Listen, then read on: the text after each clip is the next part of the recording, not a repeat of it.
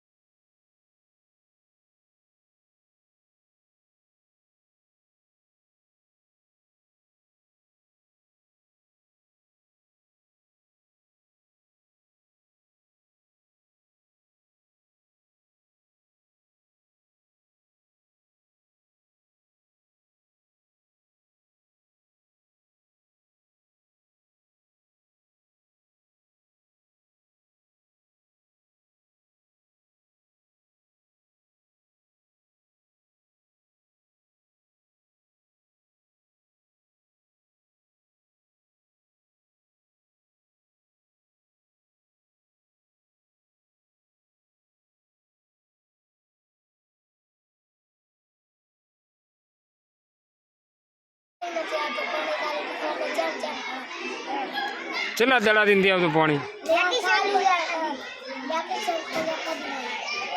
तो तू चौथी पानी लेना